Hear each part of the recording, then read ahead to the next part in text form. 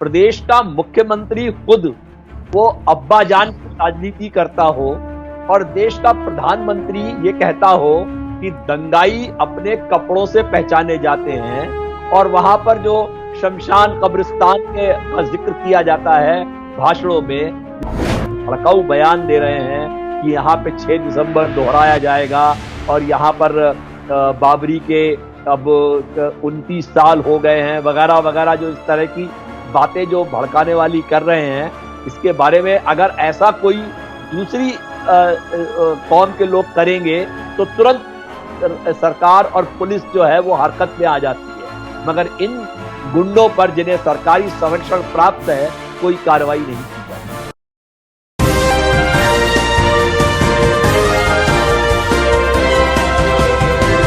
पल न्यूज से मैं हूं आपके साथ नदीम अकरम।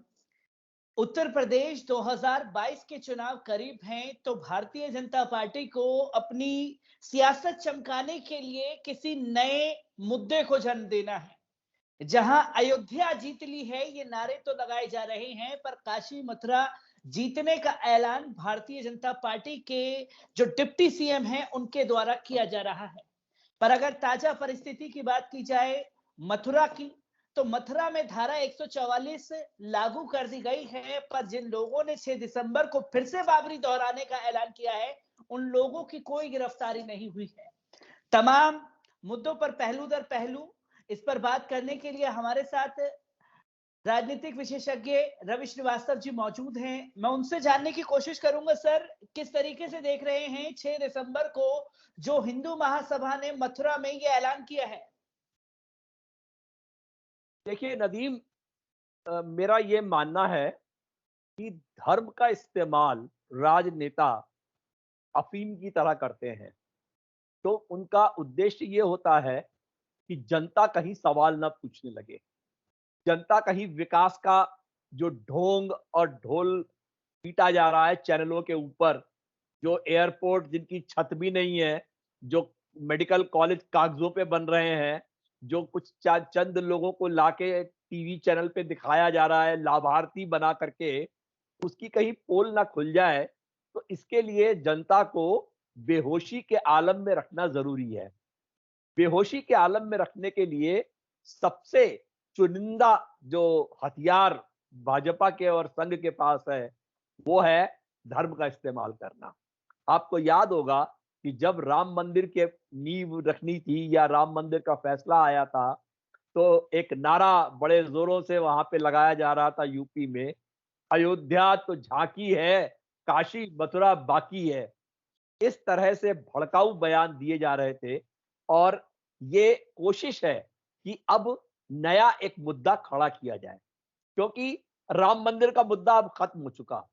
राम मंदिर भी बन रहा है और वहां पर एक आलीशान मस्जिद भी बनेगी, तो अब वो मुद्दा खत्म हो गया, तो अब उसको कैसे जिंदा करें।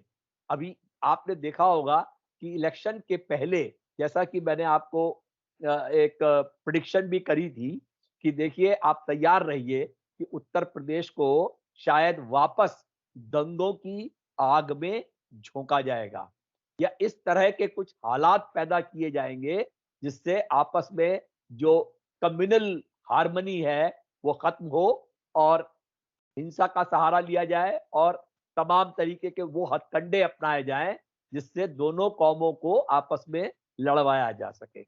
जिसका जिक्र आप कर रहे हैं मथुरा का, उसके बारे में थोड़ी सी आपको मैं जानकारी दे दूं। 1967 में इस मुद्दे का फैसला वहां की अदालत ने स्पष्ट रूप से कर दिया था। ईदगाह की जमीन और जो मंदिर का जो हाता था, दोनों को बराबर बराबर बांट करके उन्होंने कह दिया था कि इस मुद्दे पे कोई अब बहस की गुंजाइश नहीं है। पर ये 40 साल पुरानी जो भाजपा है उसके पास तो सिर्फ एक ही हथकंडा है कि कैसे नए तरीके से अब इसको खड़ा किया जाए और लोगों में दरार डाली जाए। इसके लिए वहां के जो अब वो बजरंग दल और तरह तरह के अखाड़े और तरह तरह के न्यास, वो जो है उनसे वापस पिटीशंस डलवाई जा रही हैं कोर्ट में और उनको उस मुद्दे को जिंदा करने के लिए।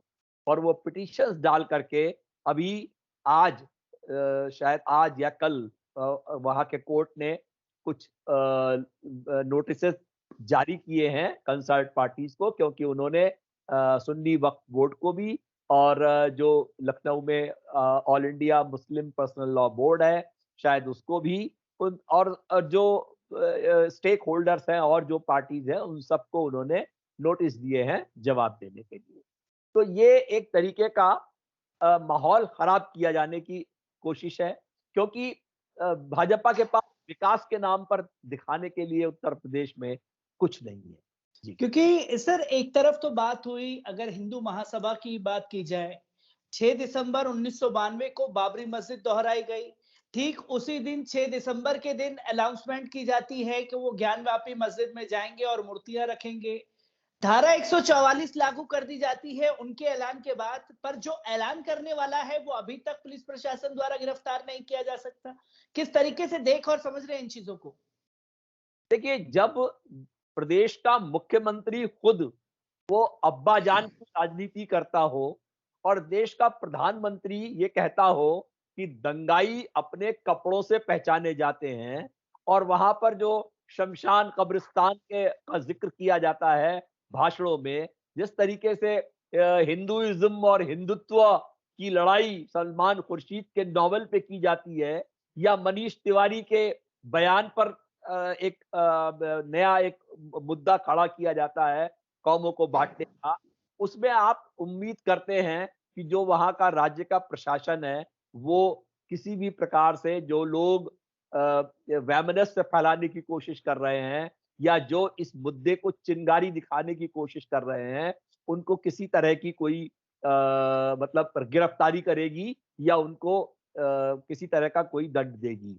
मैं समझता हूँ कि इस ऐसे मामले पर जो राज्य का हाई कोर्ट है, उसको सुओ मोटो कॉग्निजेंस लेकर के इसके बारे में आदेश पारित करने चाहिए, क्योंकि ये लोग सिर्फ कानून की बात समझते हैं, इनको कोई इंसानियत की बात करने से कुछ इनको हासिल नहीं होगा।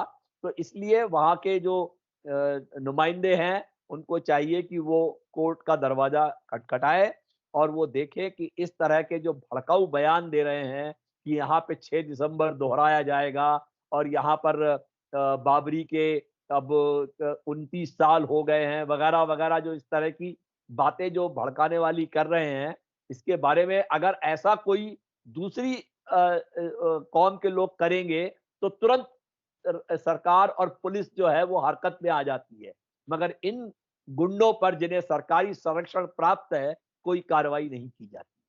क्योंकि सर इसी के साथ-साथ मैं ये भी आपसे जानना चाहता हूँ, क्योंकि उत्तर प्रदेश में चुनाव हैं, ये तो अनाउंसमेंट हुआ ही है।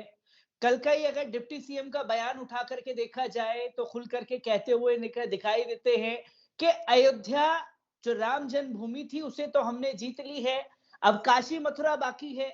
और अगर सीएम के बयान की बात देखी जाए तो वो खुल करके अपने मंचों से ऐलान कर रहे हैं कि पहले की सरकारों ने कार सेवकों के ऊपर गोलियां चलाई थी, पर इस बार हम लोग फूल बरसाएंगे। तो कितना संरक्षण इनके बयान के बाद जो लगातार माहौल खराब करने की कोशिश कर रहे हैं उन्हें मिलेगा? सही कह रहे हैं आप, क्योंकि जो जब बाढ़ ही खेत को खा रही हो तो फिर दूसरा कौन बचा सकता है।